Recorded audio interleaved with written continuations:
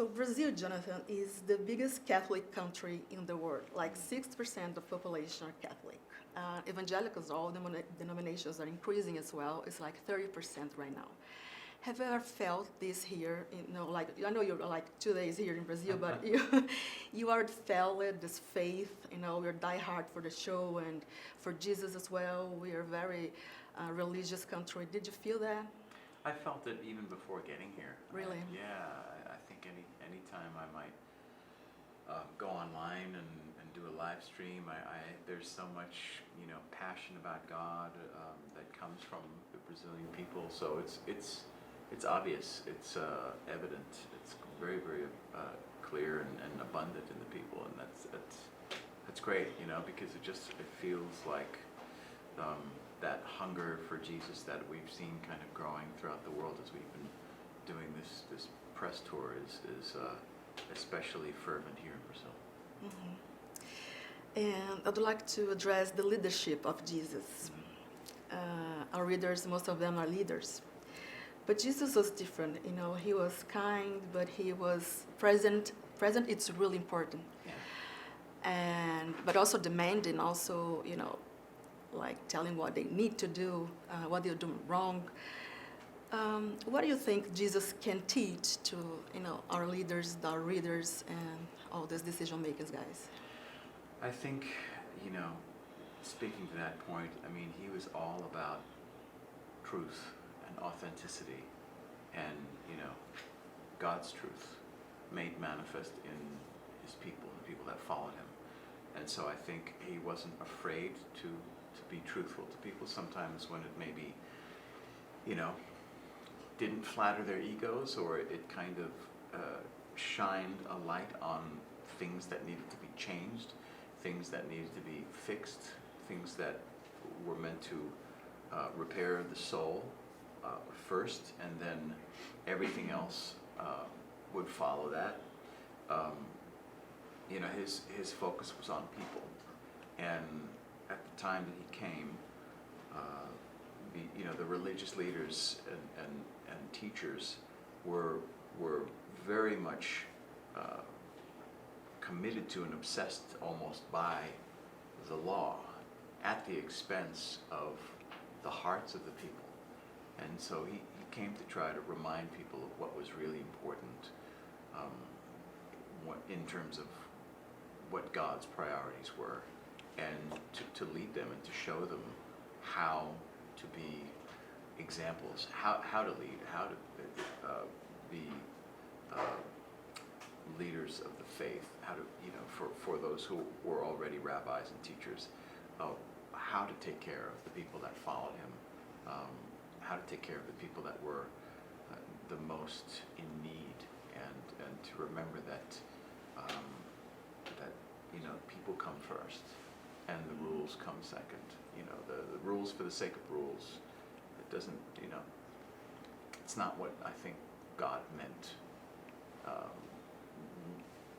He didn't mean for the rules to supersede caring for people. Beautiful. A little bit about you. Well, you're a very gifted man. So I have a list here. So you draw, you play drums, do many things with your voice, produce, direct, write, because I've seen quite a speeches, acting, dancing, because dancing. Well, I've seen some. You say that you were in an audition, so they ask you to dance. So you got the role, so maybe you dance quite well. That might have been for comedic effect, unintentionally, but yeah. What else? Find beautiful place to shoot movies. Beautiful handwriting, as I saw on You and I, My Dear. Oh, thank you.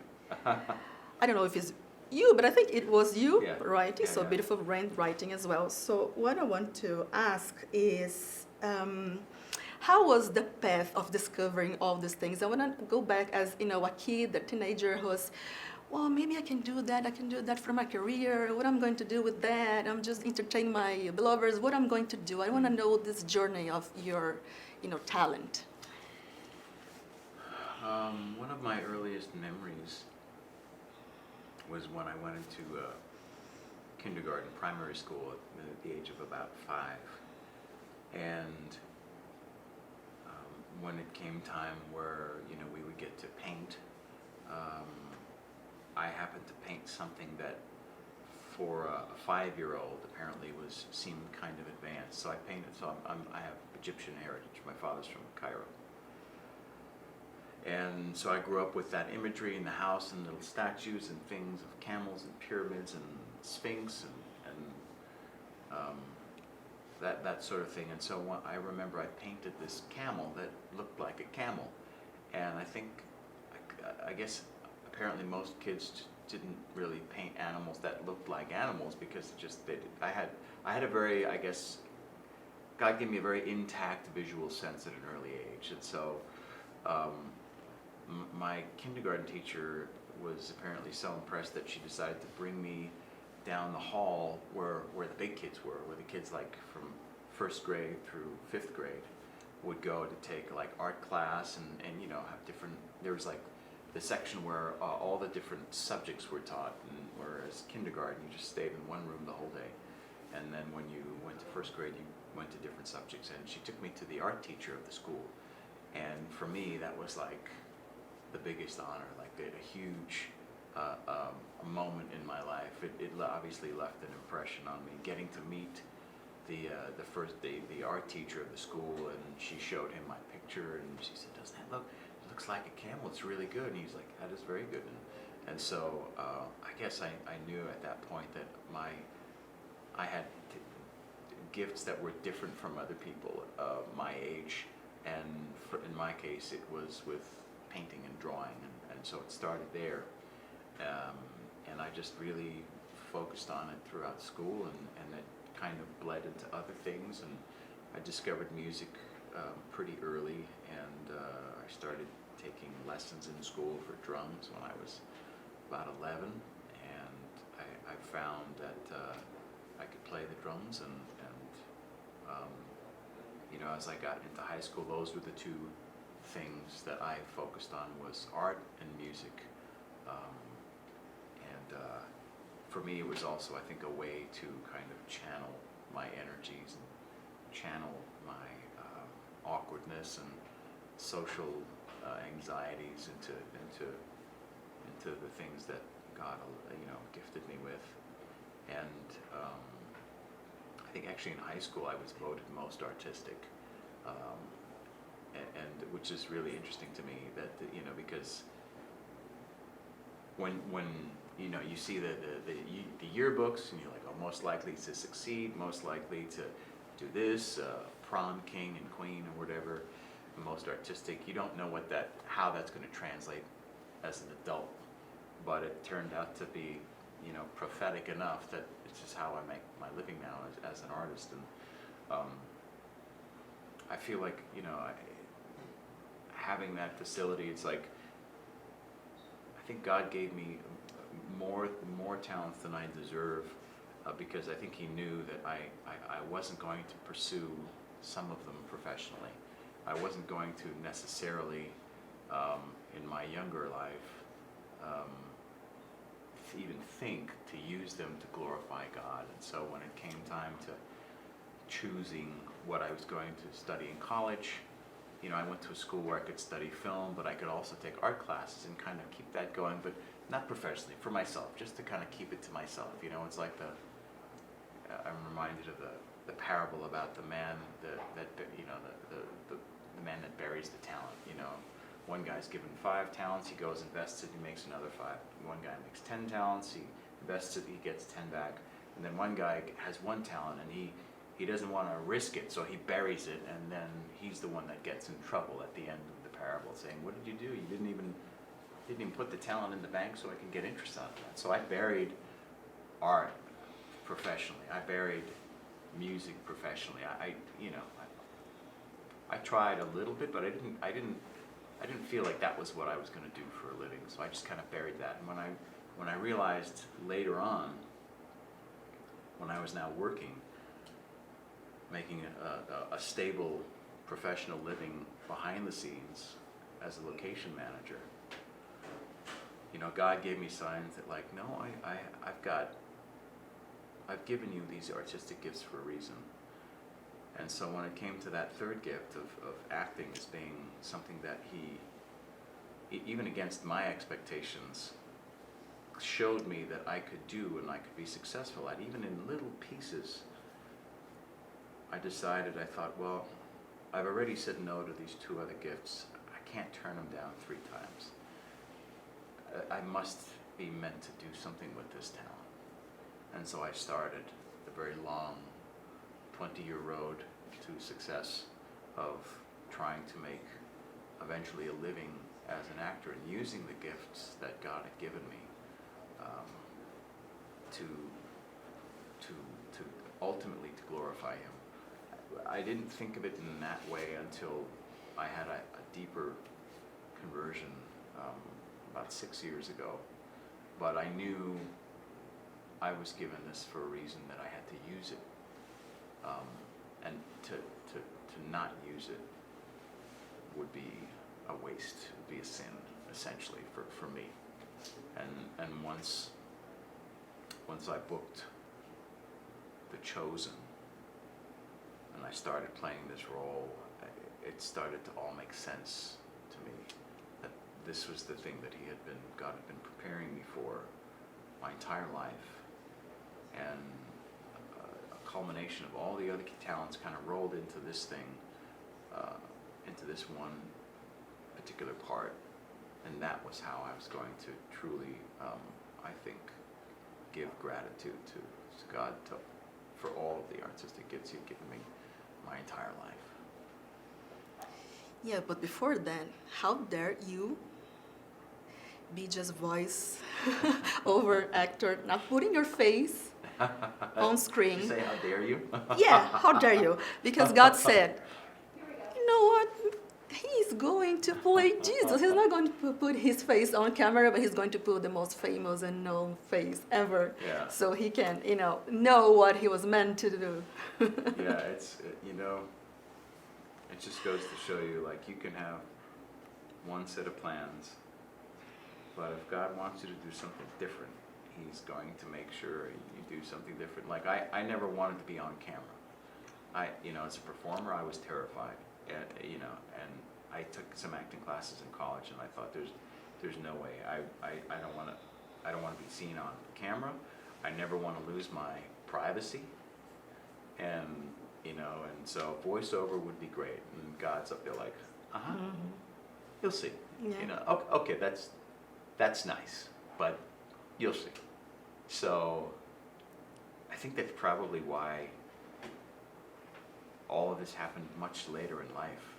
I mean, when I booked The Chosen, I was 44. That rarely, this whole experience almost never happens at this stage in a person's life. And so I think it was obvious that I needed that time to be prepared, to be ready, to be mature enough to handle everything that was going to come with the responsibility of playing this role. Mm-hmm. Well, you've got a lot to prepare. I mean, since you're 11, you built your own cross, and you're playing in your garden. Yeah. And how was that? And then, San Faustina, Last Days, Two Thieves, and then The Chosen. Mm-hmm. God was, preparing you. So I thank you for you to be here. Thank you. No, it's quite a thing to look back and kind of see the little seeds that He had planted within me very early on as a kid. And to me, I was just play acting the things that inspired me and I felt passionate about. So it was completely normal to me, even though, looking back, like, carrying a cross in your backyard as an 11-year-old isn't usually a normal thing for a kid to do. So. Yeah. So season 4. 30 seconds with popcorn, 8 hours. I binged last Friday. 8 hours with tissues for me. It was like, there's death, fear, love, caring, struggles, doubts. There's everything. It's like an X-ray of life on Earth. I mean, it's just that, Yeah. And when you got the script, because things got harder, when you were like, Anthony, please, or something like that. How was it for you? Yeah, there were definitely scenes where I called up Anthony Bova and said, I'm not quite sure how to do this. I have an idea, but I think I need to work through some of these moments because there's so much happening and there's, the character is balancing his humanity with his divinity and trying to strike that perfect balance can be difficult to know at times. So I knew it was going to be a tough and a heavy season, and it was. But I think it also yielded a lot of beautiful moments in the story that I felt very, blessed that we could actually portray. Well, what's up with your mailbox that's so holy? I mean, My mailbox. image, Greek Orthodox image when you want it, and then 4 checks. Can I borrow? Can you borrow my mailbox? Yeah, there are 2 different mailboxes, but you'd have to go hunting. I don't. It's interesting. I've spoken to people that have a lot of mystical experiences, with Jesus and with his mother, and I'd always wondered. There was a part of me that could just not really relate to that because I've never had that in that way. But then when I look back on some of things that I've experienced, well, I've had my own version of that. And sometimes it's kind of hard to see that when you're in the middle of your life. But, then sitting here talking to you and then being reminded, like, no, there's some really mystical things that happened to me that I can't explain, that have changed my life. And those are 2 moments that are part of those experiences that I've had. So I think God reaches people in different ways, according to our needs and our countenance and our personalities and how prepared we are to receive those kinds of experiences. I think if I had some of the mystical experiences that some of my friends had, like some of my friends have had like visions, really fantastic visions, and I've never had anything like that, and I just wonder how I would react if I did. Like I might, who knows, I might not be able to function for a week if I had a vision of some sort, you know what I mean? Like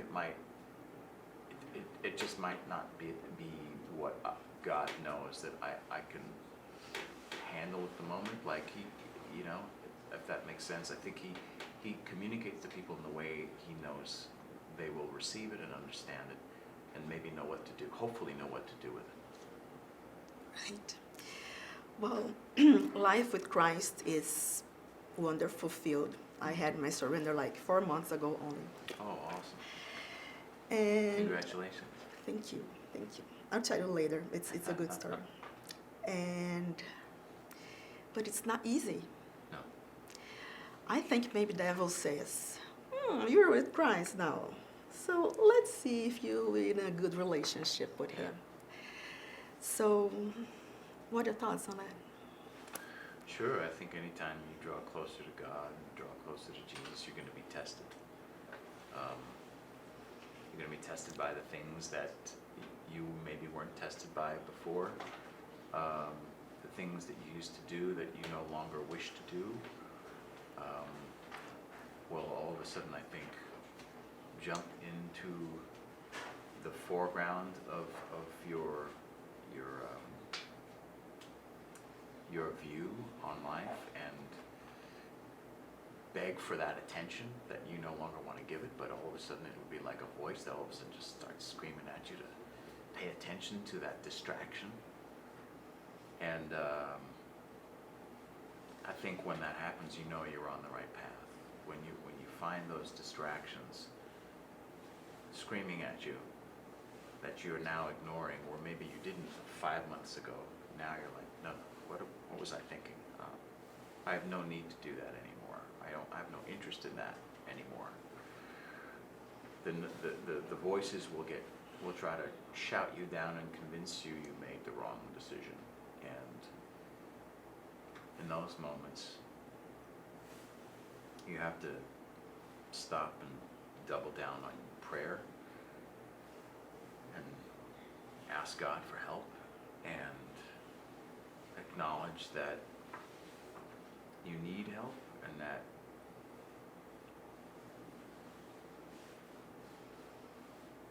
that thing that maybe once controlled or affected you in such a way that you no longer give it any power, by the grace of God. And it gets easier. It doesn't stop, but it gets easier. The more you rely on Him, the easier it gets to fight the enemy. So fast forward to 2027, end of season 7. He's risen, praise God. Praise God. What are you going to do besides cutting your hair, shaving your beard, coming to Brazil to a beautiful beach? What are you going to do?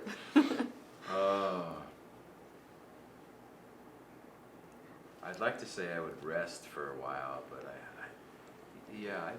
I might just go off the grid for a few months. Just do nothing. Just wake up and see the ceiling, Wake up on an pray, island. have your coffee. Yeah. Brazil has good coffee. They They tried do. already. Fantastic coffee. Yeah, I know Yeah. that. So they telling me so to wrap it up. So I'm Alright. gonna do my last question. Okay. That would be, well, Father, forgive them. They don't know what they're doing. Do we still don't know what we're doing? I think if you look at the news, if you turn on the television and see what's going on, I'd say, yeah, we don't quite know what we haven't figured it all out yet.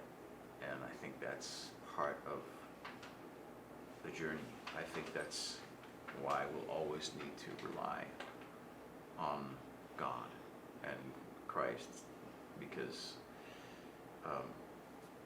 humanity will always be fallen. You know, until we get to the other side, we're always going to be a fallen race, and that's why we need God. And so I think we're lucky to have that grace, to have that opportunity to thank God for what He did and for the cross, and to as Catholics, just having that cross as a reminder of that sacrifice, and that He went to the cross instead of us going to the cross. I think that's the greatest gift that mankind has ever received. Thank you very much. Thank you. It's been a pleasure. I've got gifts for you. Oh, thank you so much. Thank you. Okay, thank you guys. Thank you.